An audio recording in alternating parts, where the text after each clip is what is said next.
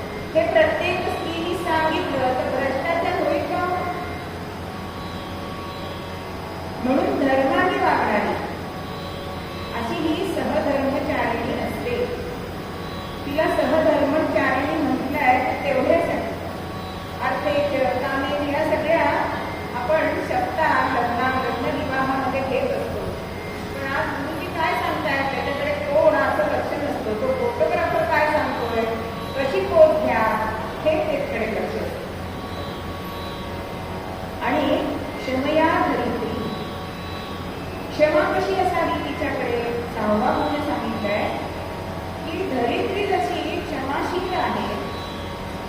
बघा, धरणीवरती आपण तिला म्हणतो, नांगरतो, खोदतो, तिच्यावर घाण टाकतो, पण तरी ती आपल्याला दोष देते का? ती सगळं सहन करत असते. तसं ती क्षमाशील असावी. माधवराव पेशव्यांच्या काळातली कथा आहे. आणि माधवराव पेशवे हे गाडीवर गेले असताना रमाबाई स्नान करून येतात. आता त्यांच्या कक्षामध्ये बाहेर तो शिपाई उभा होता. रमाबाई अत्यंत दिसायला सुंदर होत्या आणि स्नान करून आले आणि या शिपायाने त्यांना स्पर्श केला. पण त्या रागवल्या नाहीये. क्षमया धरित्री, त्याला काही एक अक्षर त्या बोलल्या नाहीये. पण जेव्हा माधवराव पेशवे स्वारीवरून आले आणि त्यांनी सांगितलंय की आपल्या जो द्वारपाल आहे कक्षाबाहेर, त्याला तुम्ही सैन्यात का घेत नाही? ते म्हणतात, काय झालं, कसं का म्हणते? अहो, त्याच्या अंगामध्ये एवढं धाडस आहे, म्हणजे एखादी गोष्ट कशी सांगावी हे सुद्धा स्त्रीकडून शिकावं. आता तिने सांगितलं तुम्ही आणि मला स्पर्श केला तर ते रागवले असते तुम्ही. पण त्याच्यात धाडस बघितलंय की माझ्यासारख्या स्त्रीला हात मारायचं धाडस त्यांनी केलंय, म्हणजे हा सैन्यामध्ये असायला पाहिजे. आणि विचार काय केलाय की राजा हा जर पिता असेल तर त्याची पत्नी ही त्याची आई असेल की, मग आईला स्पर्श करायला गुन्हा आहे का? हा विचार त्यांनी क्षमया धरित्री ह्या गुणावरती केलाय. आणि पुढे त्याला माधवरावांनी सैन्यामध्ये घेतलंय आणि त्यांनी पुढे खूप पराक्रम आपल्याकडे केलेला आहे. अशी ही भार्या 6 गुणांनी युक्त असेल तर संसार चांगला होतो. आज सगळ्या घरादाराला भीती असते की आलेली सून कशी असते. आधी मुळात लग्न जमत नाही, आल्यानंतर ती वागेल कशी हा प्रश्न मनाशी असतो. पण हे संस्कार जर आई वडिलांनी केले, आणि हे संस्कार असतात ना तर ते बिलवायचेच असतात पाठीवरती, ते आचरणातून येत असतात. जर आई वडील असे वागत असतील तर मुली मुलं ही अशीच वागणार. मग आपल्याकडे पतिव्रता या अत्यंत होऊन गेलेल्या आहेत. आपण चित्रशोभामध्ये बघितलं की अहल्या, द्रौपदी, सीता, तारा, मंदोदरी या 5 जणींचं जरी आपण सकाळी स्मरण केलं म्हणून प्रातःस्मरणामध्ये नसतो, मग यांचं सकाळीच काम स्मरण करावं. तर आपण निद्रेतून उठल्यामुळे आणि सकाळच्या वेळी सत्वगुण असतो आणि त्यामुळे जी गोष्ट आपण चांगली गोष्ट आपल्या मनात पुन्हा पुन्हा राहते. म्हणून आपल्याला हे प्रातःस्मरणामध्ये श्लोक सांगितलेले आहे. मग ही पतिव्रता प्रत्येकीचं जर आपण चरित्र बघितलं तर प्रत्येकीकडे वेगळे गुण आपल्याला दिसतात. पण सामर्थ्य आहे ते पातिव्रत्याचे. मग पातिव्रत्य म्हणजे काय, पतिव्रता म्हणजे काय, तर सगळे उपभोग असून सुद्धा पतीला मनात जी इच्छा आहे ती स्वतःची इच्छा मानून ती वागते, तिला पतिव्रता असं म्हणतात. आणि पतिव्रता ह्या जगाला वंद्य असतात.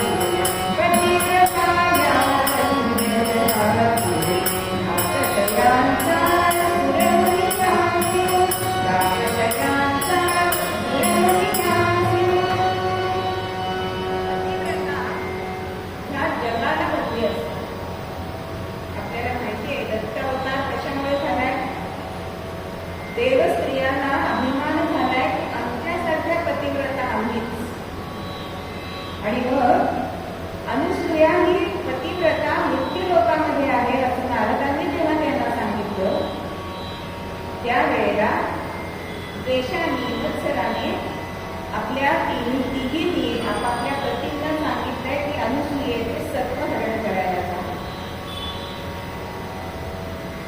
सगळ्या लोकांना आपल्या पत्नीचं ऐकावं लागतं. तो देव असो, दानव असो, किंवा मानव असो, देवांचं काही चाललं नाहीये. आणि साधूंचा वेश ठेवून ते अनुसूयेकडे आले. भिक्षा मागितली, ती लग्न होऊन आम्हाला भिक्षा घाला असं सांगितलं. आता लग्न होऊन म्हणजे न अग्न असं सुद्धा त्याचा अर्थ होतो. आपल्याला तिचं पातिव्रत्य बघायचंय. आणि खरोखर इतकं पातिव्रत्य होतं की कमंडलूतलं पाणी घेतलंय, आपल्या पतींचं अत्रि ऋषींचं स्मरण केलंय आणि ते तीर्थ त्यांच्यावर सिंचन केल्यानंतर तिन्ही देवांची बाळ झालेली आपल्याला दिसतात. आणि ती जोजोकी आहे. आणि इकडे पतिराज आले नाहीये. नारद मुनी म्हणतायत, काय कष्ट बसलाय, तुमच्या पतींना तुम्ही बाळ करून टाकताय. तरी सुद्धा अभिमान केला नाहीये. आमच्या पतींना आम्ही परत आणू म्हणून अनुसूयेच्या आश्रमामध्ये गेले. पण तिला सांगितल्यावर ती म्हणजे आहेत पाळण्यामध्ये, घेऊन जा आपापले पती. आता ओळखत नाहीये. आता लक्ष्मी मातेला म्हणते, मनात म्हणते, मी जर चुकून ब्रह्माला उचललं तर माझं पातिव्रत्य नाहीसं होणार.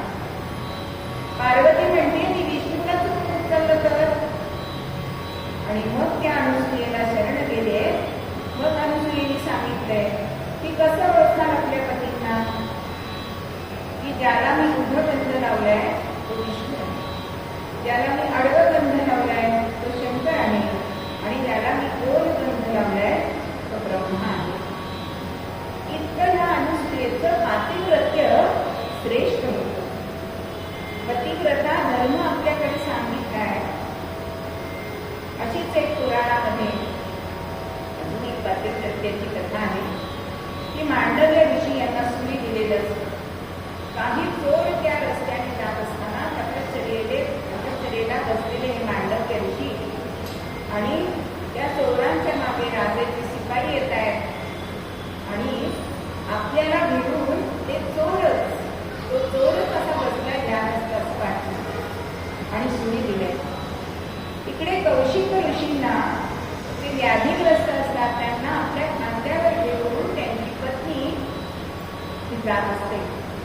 आणि चुकून ह्या कौशिक ऋषींचा पाय ह्या मांडव्य ऋषींना लागतो आणि सुरावर चढलेले असलेले त्यांना अत्यंत वेदना होतात. आणि मुखातून शापवाणी निघून जाते की ज्याचा मला पाय लागलाय तो सूर्योदय झाल्यानंतर यमसदनी जाईल. आता हा शाप या पत्नीने ऐकलाय. पतिव्रता होती आणि सूर्याला आज्ञा केली की तू उगवायचं नाही. किती सामर्थ्य असेल. आणि सूर्य उगवला नाही. चराचरामध्ये अस्वस्थता निर्माण झाल्यावर सूर्य उगवला नाही तर पृथ्वीचं सगळं कारभार चालणार कसा, सजीव जगणार कसे, वारा वाहणार कसा हा प्रश्न पडलाय. आणि सगळे जण देवदेवता या अनुसूयेकडे गेले आणि काहीतरी माते यातनं तोडगा काढ. तेव्हा अनुसूया या ऋषीच्या पत्नीकडे जाते आणि म्हणते, अगं तुझा जरी पती मरणार असला सूर्योदयानंतर पण आपण जगग्रहाने थांबू शकत नाही, पण मला विधवा होऊन मरायचं नाही असं तिचा म्हटलं.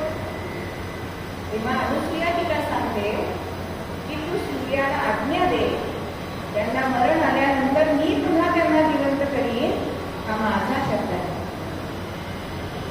आणि झालं, सूर्य उगवलाय आणि हे पती तिथे गेले. पण अनुसूयेने पुन्हा त्यांना जिवंत केलाय आणि त्याची प्रचिती आपण आजही घेतो. कसं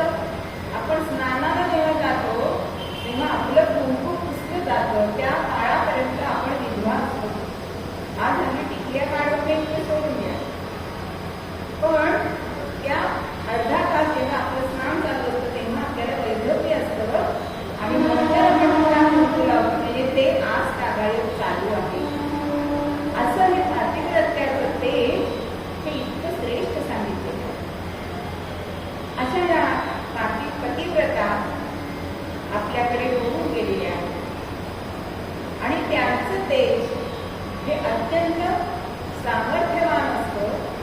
म्हणजे अरुंधतीने सुद्धा 87 मध्ये एकमेव स्त्रीची जागा मिळवली. सामर्थ्यावर कशाच्या? तर पातिव्रत्याच्या. मग आपल्याला असं वाटतं की पुराण काळातच फक्त पतिव्रता होऊन गेल्या का? असं नाही.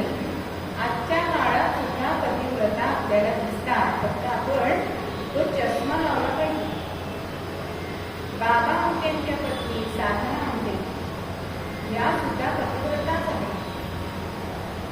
किंवा प्रकाश आमटेंची पत्नी मंदाकिनी आमटे. अहो, पतीच्या कार्यामध्ये खांद्याला खांदा लावून ते कार्य करणे सोपं नाहीये. आणि आपलं सगळं करिअर बाजूला ठेवून आज सुद्धा आपल्याला या पतिव्रता दिसतात की. आणि म्हणूनच अशा पतिव्रतांना आपण वंदनीय त्या का असतात ठेवण्यासाठी. अगदी पेपरामध्ये एक गोष्ट आली होती की पतीला ऑपरेशनसाठी दवाखान्यात ठेवलंय आणि डॉक्टर सांगतात किमान ₹1,00,000 तरी खर्च येईल. आता एवढे पैसे आणायचे कुठून? आणि ती स्त्री विचार करते, पेपर वाचत होती आणि तिला एक जाहिरात दिसते की मॅरेथॉन मध्ये पळा आणि ₹1,00,000 जिंका. त्या बाईंचं नाव लग्नात होतं पण अण्णा मला आता आठवत नाहीये. पण ती स्त्री पतीला उपचार करण्यासाठी म्हणून पैसे मिळावे म्हणून मॅरेथॉन धावली आणि बक्षीस मिळवलं आणि ₹1,00,000 मिळवून आपल्या पतीचं ऑपरेशन तिने केलं. मग या पतिव्रताच आहेत ना. आता आपण सगळे शब्द जे आपण समानार्थी वापरतो पण प्रत्येक शब्दाचा अर्थ हा वेगवेगळा असतो. आपण गृहिणी म्हणतो, पत्नी म्हणतो, सहधर्मचारी म्हणतो, सौभाग्यवती म्हणतो, सुवासिनी म्हणतो, बायको म्हणतो, मिसेस म्हणतो, असं सगळे म्हणतो आणि सगळ्याला समानार्थी वापरतो. पण प्रत्येक शब्दाचा अर्थ हा वेगळा आहे. मग सती पण आपल्याकडे म्हणतात, साध्वी म्हणतात. मग सती म्हणजे काय? तर पतीच्या निधनानंतर जी त्याच्याबरोबर सहगमन करते तिला सती असं म्हणतात. आज सुद्धा रमाबाईंची पर्वतीवरची तुम्हाला समाधी दिसेल. त्या सुद्धा सती केलेल्या आहेत. पतिव्रता कशा असतात ते आपण बघितल्या की पतीच्या मनासारखं वागणाऱ्या त्या पतिव्रता. सहधर्मचारिणी म्हणजे फक्त धर्मकृत्यात साथ देणारी. म्हणून आपण पूजेला बसलो की गुरुजी सांगतात की पतीच्या हाताला हात लावा. म्हणजे धर्मकार्य चाललंय म्हणून हात लावायचा आहे. पापकरणामध्ये हात लावत नाही. आणि आपल्या शास्त्रामध्ये असं लिहून ठेवलंय की पतीच्या पुण्यामध्ये अर्धा भाग पत्नीला मिळत असतो पण पत्नीच्या पापाचाराचा अर्धा भाग पतीला मिळत असतो. म्हणजे पत्नीने पापाचरण करायचं नाहीये. त्यानंतर येते सौभाग्यवती. सौभाग्यवती कोणाला म्हणतात?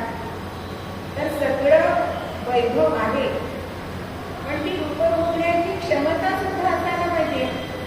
मग तिच्यामध्ये जी क्षमता आहे तिला सौभाग्यवती असते. सुवासिनी म्हणजे लग्न झालेली असते ती सुवासिनी. गृहिणी म्हणजे काय? तर पतीबरोबर घरामध्ये असणाऱ्या सगळ्यांचं जी हित बघते तिला गृहिणी म्हणतात. आज आपल्याला हे चित्र दिसत नाही. अहो, घरामध्ये फक्त नवरा बायकोच असतात त्यामुळे घरातल्यांचं हित बघायचा प्रश्नच नाही. पण सासू सासरे, दीर, नणंदा, जावा ह्या सगळ्यांचं हित बघणारी ती गृहिणी असते. बायको कोणाला म्हणतात? पतीने सांगितलेलं ऐकत नाही तिला बायको म्हणतात. आणि आता राहिला शब्द मिसेस. आज आपण पाश्चात्यांचं अनुकरण करतोय पण त्या शब्दाचा अर्थच नाही ना आपल्याला कळत आहे. मग मिसेस म्हणजे काय? तर धर्माने जी पत्नी नाही, पण तिच्याशी व्यवहार चाललाय, तिला मिसेस म्हणतात. मग आपण त्याच्या आहोत का? आपण आपल्या पतीला सांगितलं म्हणजे माझी ओळख करून देताना ही आमची सौभाग्यवती असं सांगा. पूर्वी आपल्याकडे सांगत होते की हे माझे यजमान आणि ही आमची सौभाग्यवती, पण आपण पुढाकडे म्हणतो आणि हे आमचे मिस्टरांचा म्हणतो चालतंय. मिस्टर आणि मिसेस आपण म्हणतो, पण असं नसतं. परदेशात घडलेली गोष्ट, एक भारतीय मनुष्य ट्रिपसाठी गेलेला आणि सगळेजण बरोबरीचे गेले, चालवत नाहीये म्हणून हा एका माकावर बसलेला होता. आता तिथे जवळ त्यांचं स्मशान म्हणजे खडकी सगळी होती आणि त्या खडक्याच्या जवळ एक स्त्री बसलेली होती आणि त्या खडक्याला ती वारा घालते. आता याला असं वाटतं बघा, फक्त भारतातच पतिव्रता नाहीये, परदेशात पण दिसत आहेत बरं का. आता बराच वेळ झालाय तरी सुद्धा ही बाई काही हलत नाहीये. शेवटी तिथून जागं झालं आणि तिच्या जवळ जातो आणि म्हणतोय, मगाचपासून मी तुम्हाला बघतोय, तुमचं किती ना तुमच्या नवऱ्यावर प्रेम आहे. मगाचपासून जवळजवळ 2 तास होत आहे, तुम्ही त्यांच्या खडक्याला सुद्धा मारा घालताय. अहो, ही गोष्ट आमच्या भारतात सुद्धा घडलेली दिसत नाही आता. तेव्हा ती बाई काय उत्तर देते बघा. ती बाई म्हणते, अहो मी काय त्यांच्यावर प्रेम आहे म्हणून मी मारा घालते. आमच्याकडे अशी पद्धत आहे की खडगं सुटल्याशिवाय दुसरं लग्न करता येत नाही. म्हणजे आर्य स्त्री ही कुठेही गेलं तरी श्रेष्ठ सांगितलेली आहे. असा आपला धर्म जो आहे तो श्रेष्ठ आहे आणि म्हणूनच मागताना आपल्याला काय मागायचं आहे, तर आर्य गृहिणी मागायचे. मग ही आर्य गृहिणी देवाला मागताना देवाला आपल्याला काय सांगायचं आहे की सुधार असं नको, तुझं ते अमृत नको, अमृत ती कर्मवल्ली नको, कंठाती तुझ्या कौस्तुभमणी देवा आम्हाला. तैसी ही तुझी कामध्ये जियात दारात चिराविले, काही देव नको परंतु आम्हा आर्य गृहिणी दे. म्हणजे आर्य गृहिणीच्या पुढे हे सगळं तुच्छ मानलं गेलंय की अमृत, कामधेनू, चिंतामणी, कौस्तुभमणी, नंतर कल्पवृक्ष इतकं आपल्या आर्य गृहिणीचं हे महत्व सांगितलेलं आहे. म्हणून असं म्हणतात की कीर्तनामध्ये आर्या असावी, उपासाला भार्या असावी, उपासाला वया असाव्या आणि प्रपंचामध्ये भार्या असावी, तरच प्रपंच हा चांगला होतो. कारण भारतीय स्त्री कशी असते, तर कोंड्याचा मांडा करणारी असते. आपलं गृहचित्र कधी दाखवत नाही, ती खरी भारतीय स्त्री आहे. म्हणून विवेकानंद सुद्धा म्हणतात की परदेशामध्ये मी तिथे तिथे गेलो, तिथे तिथे आर्य स्त्रीसारखी स्त्री दिसली नाही. मग असंच असेल तर ही आर्य स्त्री कशाने होईल, तर ती घरातल्या संस्काराने होईल. आई जर असं वागत असेल तर मुली सुद्धा तशाच वागतील. आणि हे जर चित्र आपल्याला घराघरात दिसायला हवं असेल तर तिचा वेश, तिची भाषा हे सुद्धा आपलं असायला नको का. एका लग्नामध्ये फोटोग्राफर होती आणि हाती फाटक्या जीन्स घालतात. आपल्याकडे फाटकं घालणं म्हणजे गरिबीचं लक्षण सांगितलंय, निर्धनाचं लक्षण सांगितलं. पण आज ते 3-3 हजार 4-4 हजार रुपये देऊन त्या खरेदी केल्या जातात. एक तर मी जोक वाचला की मुलगी कॉलेजला गेली आणि आई घरातलं पायपुष्ट शोधतीये आणि मुलगी घरी आली तर आई म्हणजे अगं हे काय तू घालून गेलीस? अहो केवढं चित्र विचित्र असेल ना, फॅशनच्या नावावर हल्ली काहीही चाललंय. पण आपला वेश कसा असावा? आम्ही समितीमध्ये 6 गोष्टी सांगतो. ध्वजा म्हणजे भजन आणि भोजन, भाषा आणि भूषा, आणि भवन आणि भ्रमण. या 6 गोष्टी आपल्याकडे प्रत्येक नारीजवळ असायला पाहिजे. आज आपल्या घरी भजन चालतं का? भजन याचा अर्थ टाळ घेऊन तबला पेटीवर म्हणणं असं नाही. भजन याचा अर्थ प्रार्थना चालते का सामूहिक? आज जर मुलं क्लास म्हणून आली आणि वडिलांनी सांगितलं अरे शुभम करोती म्हण, तर आज आपल्या घरामध्ये चित्र असं दिसतं, काय तुमचं चाललंय? तो आत्ताच जमून आलाय. अहो शुभम करोती म्हणायला काय कष्ट पडताय? पण आई वडिलांना सकट सगळ्यांनी केलं तर हे घराघरात व्हायला पाहिजे. आज आपण परधर्मीयांकडे बघितलं तर शुक्रवारी जातात की नाही? सक्तीने जातात. दर रविवारी जातात की नाही? सक्तीने जायला लावतात.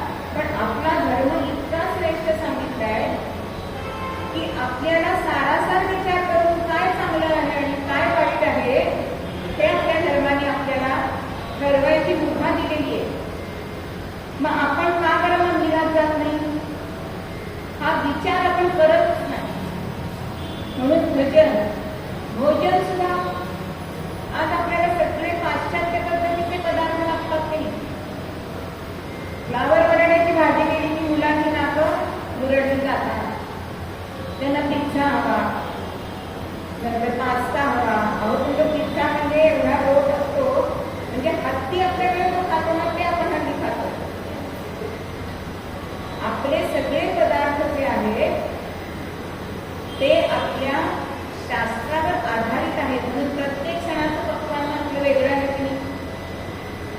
उन्हाळ्यामध्ये आपण सगळे उष्ण पदार्थ खात नाही. थंड असेल ते काकडी, कलिंगड हे आपल्याकडे खातो. पण आज आपलं भोजन नकोय. म्हणून भजन भोजन भाषा.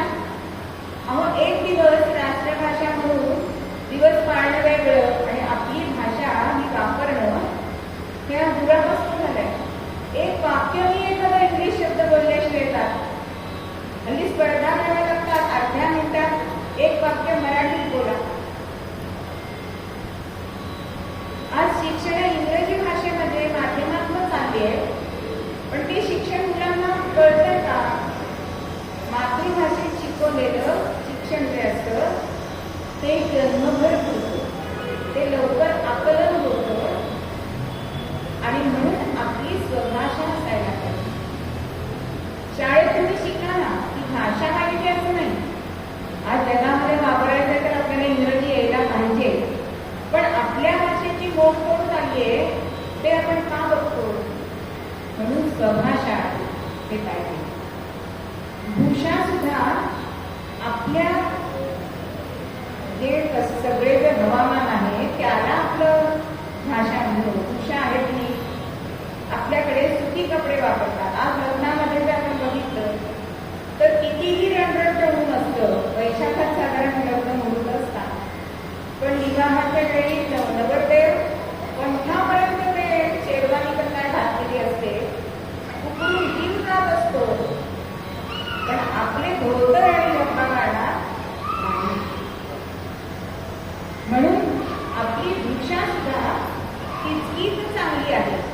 अहो राजा रविवर्मा अत्यंत उत्तम चित्रकार संपूर्ण देशभर फिरले आणि त्यांनी आपल्या चित्रनायिकेतल्या स्त्रियांना कुठला वेश दिला? नऊवारी पातळ दिलं. पंजाबी ड्रेस नाही घातला. आज पंजाबी ड्रेस मला तुला असतो, पण आपल्या सणांना तरी आपली पहिराव आपण घातला पाहिजे. आपल्या प्रथा आपण सांभाळल्या पाहिजे. आज घरी आपण गेलो की इंटिरियर सगळीकडे केलेलं असतं. त्यात घर पण असतं बघ. एखाद्याच्या घरात आपण गेलो स्वयंपाकघरात तर चहा कॉफीचे डबे आपल्याला पटकन मिळतच नाही. कुठे ते ट्रॉलीमध्ये ठेवलेले असतात. घराला दर्पण असायला पाहिजे. ते हॉटेल नाही, हा आपण विचार करत नाही. सोयी सुविधा नक्की असाव्या. आणि भ्रमणात कमी झालंय. म्हणजे तुम्ही टूरला जाता, पण आपल्या प्रापंचिक जी फंक्शन्स असतात, जी लग्न कार्य असतात, तिथे आम्ही मुलं म्हणतात की नाही की आम्ही नाही येत, आम्हाला पोर होत. आणि पालकही म्हणतात नको येऊ, तुला नाही यायचं. पण आपले नातेवाईक कळणार कसे? अहो नाती सांगता येत नाही खाली. परवा मी म्हटलं ना की आजोबांचं नाव माहिती नाही मुलाला. 3 पिढ्यांपर्यंत तरी नावं आपली माहिती असायला पाहिजे. आपल्या आजीचं पूर्ण नाव काय, आपलं आजोळचं नाव काय, हे सगळं नव्हतं का माहिती असायला. म्हणजे भ्रमण करणं तिथे त्यांना न्यायला पाहिजे. काही वेळा तुम्ही सक्तीने पण द्या, पण हे 6 भ हे सगळ्यांनी अंमलात आणले पाहिजे, तरच आपली संस्कृती टिकणार आहे.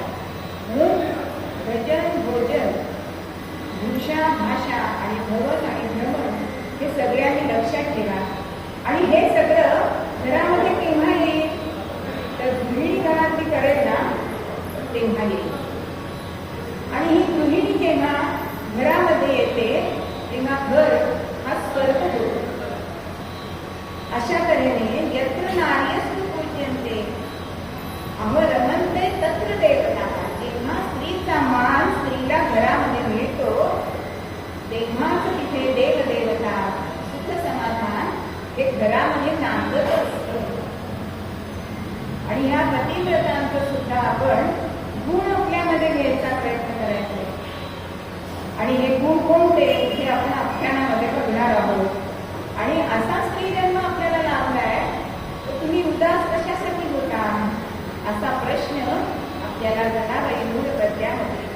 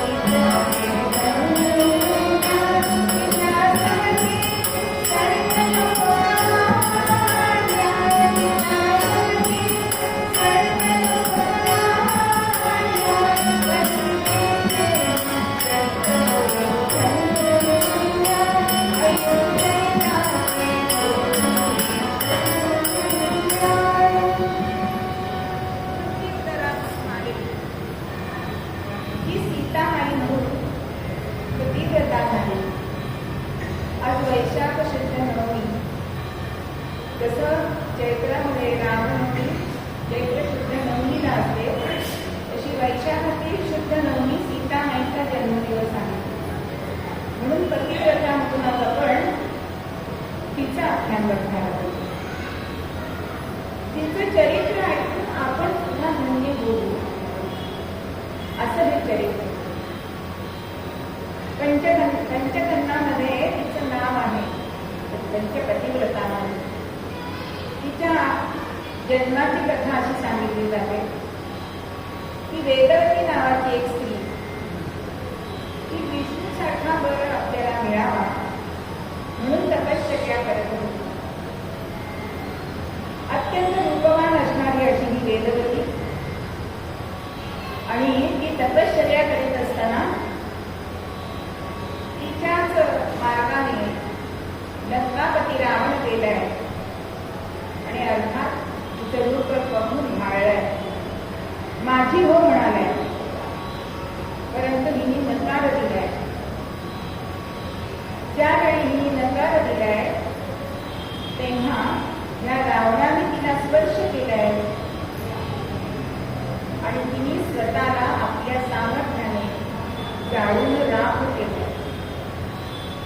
पण जाता जाता शापवाणी उच्चारून गेलीये आणि तुझ्या पोटी मी जन्म घेईन आणि तुझ्या मृत्यूचं कारण ठरेल असा शाप वेदवतीने दिलाय. आणि पुढे त्या शापवाणीप्रमाणे रावण आणि नंदोदरीला एक मुलगी झाली.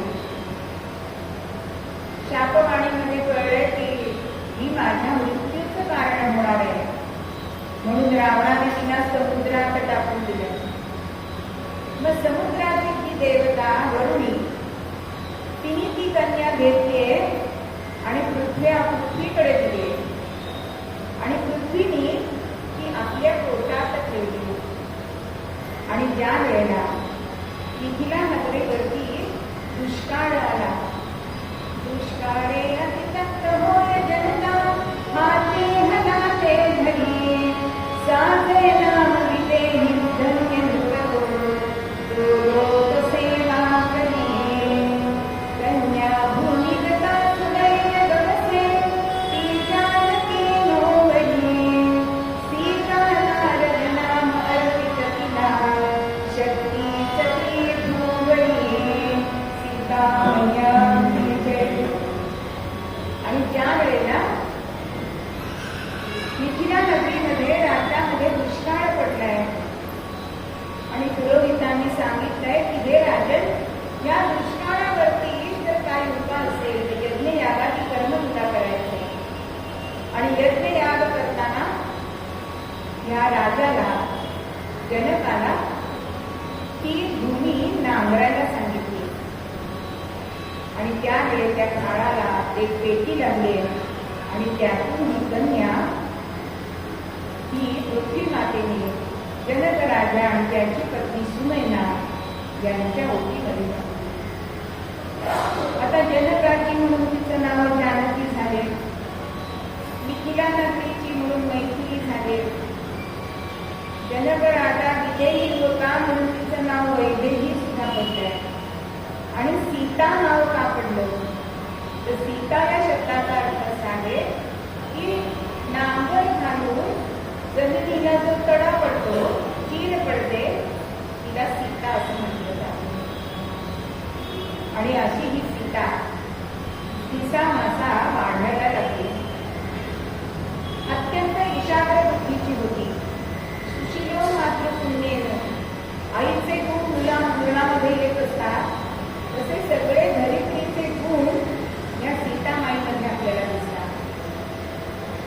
क्षमया धरित्री, धरित्रीचा मुख्य गुण आहे तो क्षमा करणं. आता या पृथ्वी मातेच्या पोटात अनेक रत्न असतात, खाणी असतात, वृक्षवल्ली त्याच्यात रुजलेली असतात आणि ह्या वृक्षवल्लीनुसार जशी झाडं नम्र असतात तशी सीतामाई सुद्धा अत्यंत नम्र आहे. तिच्याच गर्भातून झरे पाणी येत असतं तसं प्रेमाचा ओलावा तिच्या हृदयामध्ये होता. असे अनेक गुण आपल्याला सीतामाईमध्ये दिसतात.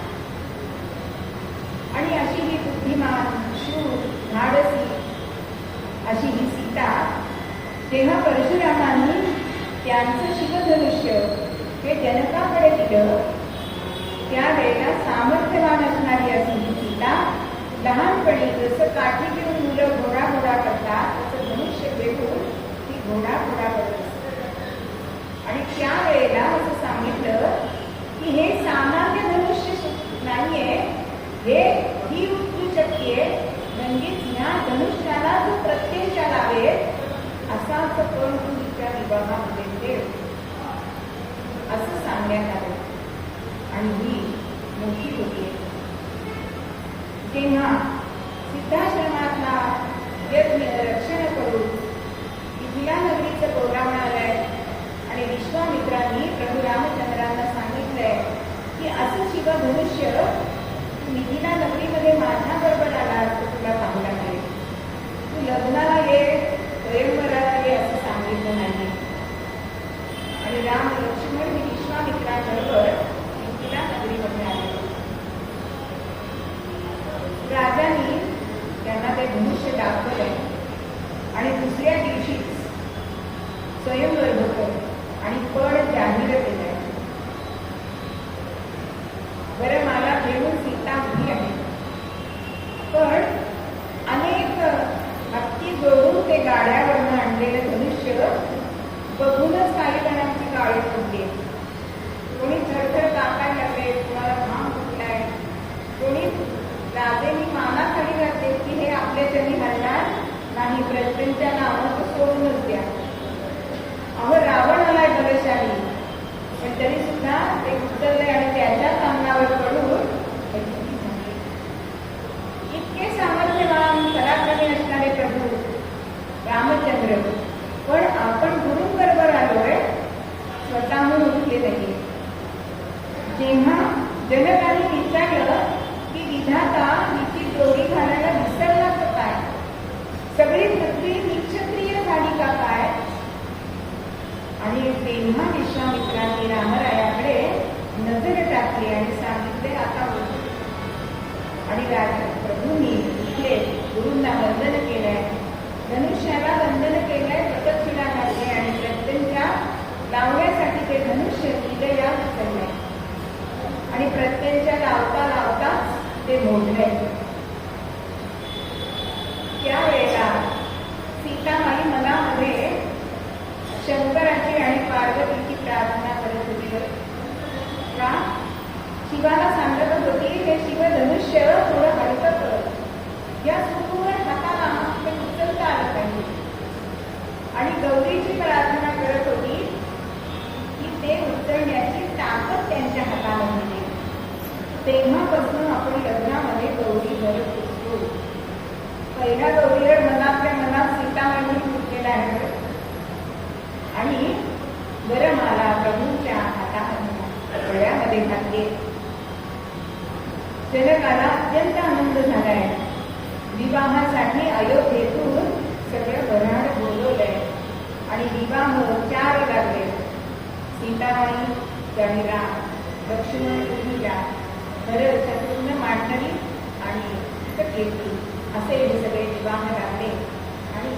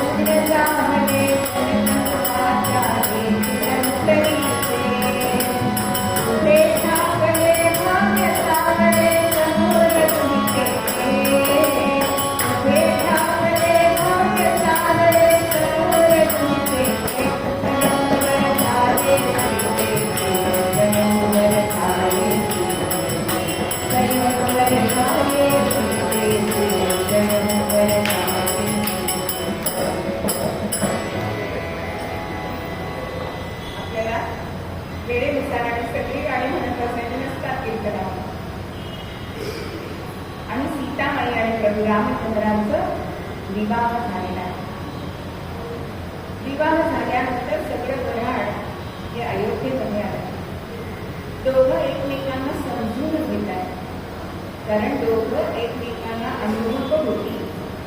अहो, नुसती विवाह संस्था अनुरूप असून चालत नाही, दोघांची मनं जुळली पाहिजे. अहो, एकरूप आणि अनुरूप याच्यामध्ये सुद्धा फरक आहे ना. एकरूप म्हणजे काय? आमच्या मदनीय मावशी नेहमी उदाहरण द्यायच्या रामायण सांगताना की 1 किलो साखर पितळी डब्यात ठेवली आणि 1 किलो साखर प्लॅस्टिकच्या डब्यात ठेवली, महिन्याची काढली, काही फरक नाही का? एकत्र केली तर दोन्ही साखर सारख्याच. पण अनुरूपता म्हणजे काय? तर साखर आणि लिंबू हे दोन्ही पदार्थ वेगवेगळे आहेत ना चवीला सुद्धा. पण ह्या दोघांच्या मिश्रणाने तो मधुर पदार्थ तयार होतो, जो आता आपण उन्हाळ्यामध्ये पितळ करतो. दोन्ही पदार्थ एकरूप झाल्यानंतर त्यातून जो अनुरूप पदार्थ तयार होतो त्याला अनुरूपता म्हणतात. आणि असे प्रभू रामचंद्र आणि सीता म्हणतात. दिवस चाललेत आणि अयोध्येचं युवराज पद त्याला द्यायचं ठरलंय. पण कैकेयी मातेने सांगितलंय की ज्येष्ठ पुत्राला वनवासाला म्हणा आणि माझ्या पुत्राला राज्यभागी द्या. पण स्थितप्रज्ञ असणारे राम त्याच आनंदामध्ये वनवासाला निघाले. आईची समजूत घालतायत आणि सीतेची समजूत घालण्यासाठी म्हणून तिच्या दालनामध्ये येत आहे. तर ही म्हणते, तुम्ही आईला काय संदेश दिला, उपदेश केला की तुला आत्ता पातांबरोबर राहायला पाहिजे. कारण आधी स्त्रीचं काय कर्तव्य आहे की पतीच्या सुखात आणि दुःखात तुम्ही साथ दिली पाहिजे. व तेच मला देखील लागू होतं. त्यामुळे मी तुमच्या बरोबर येणार.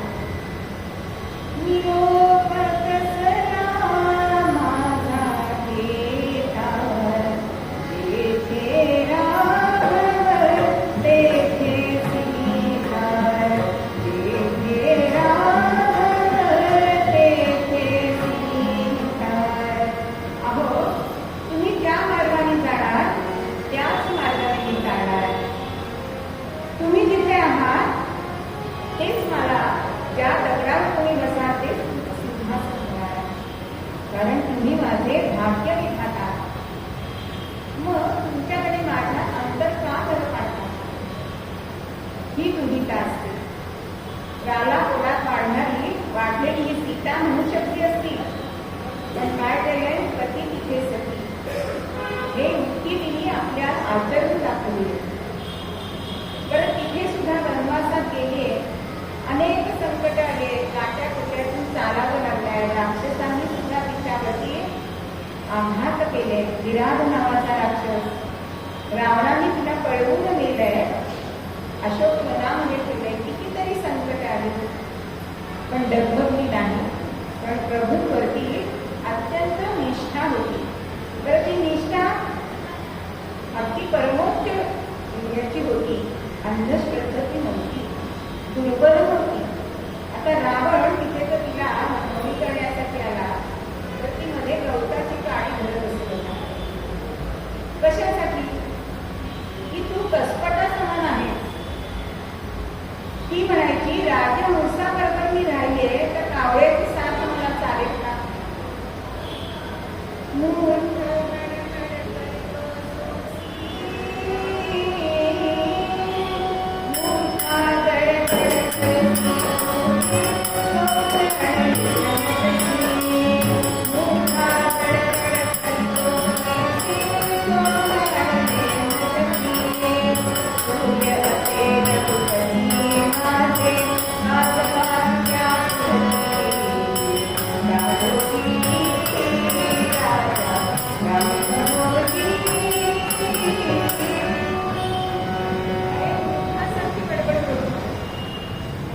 रघुपती हे सूर्य आहेत आणि त्यांच्या पुढे तू काजू आहे.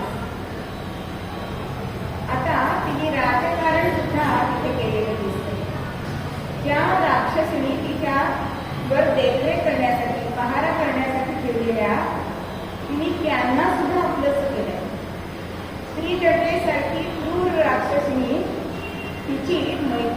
आलेली आपल्याला दिसते. मग हे तिच्या स्वभावामुळेच, जो नम्रता तिच्याकडे होती त्या स्वभावामुळे. ज्या वेळेला हनुमंत सीता शोध करण्यासाठी लंकेमध्ये आले, लंका दहन झालाय आणि सीतामाईचा निरोप घ्यायला म्हणून सीतामाईजवळ आले, त्यावेळेला हनुमंत सीतामाईला सांगतायत की माते, माझ्या खांद्यावर बस, मी तुला तिकडे घेऊन जातो, मी तुला पुत्रासारखा. आपल्यासारखे असते तर म्हणाले असते चला जाऊया याच्यात, पण सीतामाईनी नकार दिलाय. का नकार दिलाय? कारण ती त्याला सांगते समजावून, त्याला सुद्धा दुःखी केलं नाहीये, नाराज केलं नाहीये. मारुतीला सीतामाई सांगते, अरे रावणाच्या बंदीखान्यात मी एकटी नाही, माझ्यासारख्या अनेक जणी इथे आहेत, मी तुझ्याबरोबर आले तर त्यांची सुटका कोण करणार. आणि दुसरं कारण ती सांगते की माझ्या पतीची कीर्तीला कलंक लागता कामा नाही. पुढे इतिहासात काय लिहिलं जाईल की मारुतीची रामाची पत्नी सोडून काढली, म्हणजे माझ्या रामरायांच्या कीर्तीला गट्टा लागणार. त्यामुळे त्यांना माझा निरोप दे की 1 महिन्याच्या आत मला इथे सोडून घेऊन जा, नाहीतर मी तुम्हाला दिसणार नाही.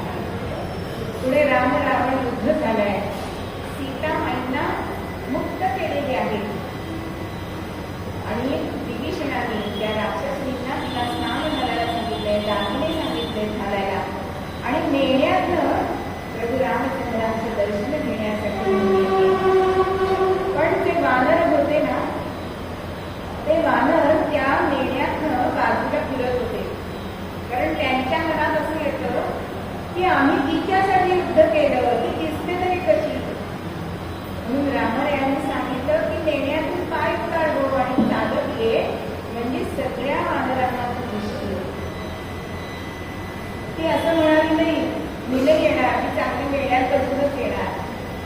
त्याची आज्ञा मानणारी पतिव्रता असते. आणि मनामध्ये भावना काय पुलकित झाली नयनी अश्रू,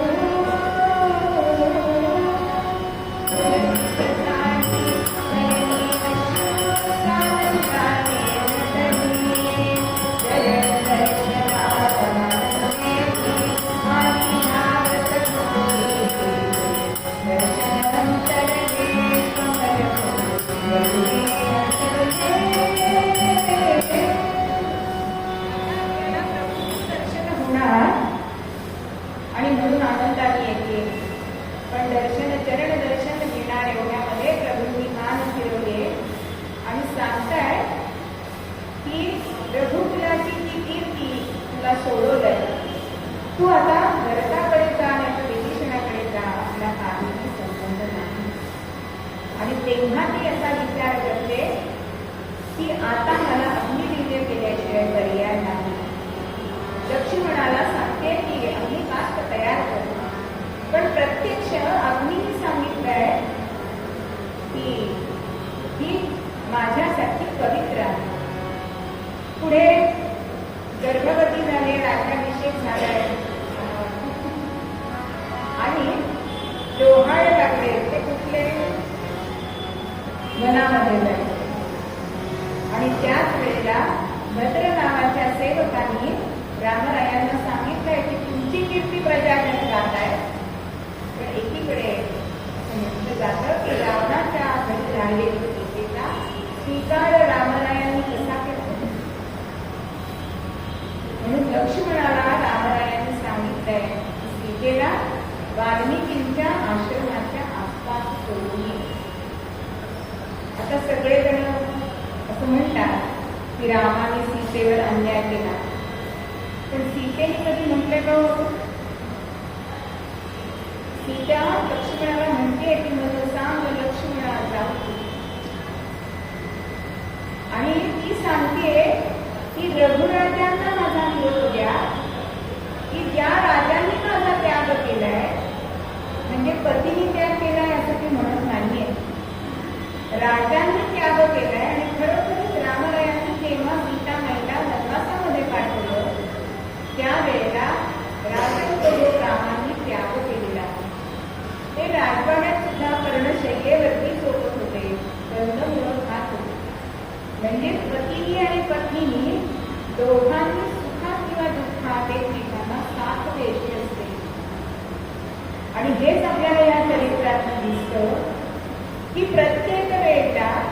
सीतामाई ही क्षमया धरित्री.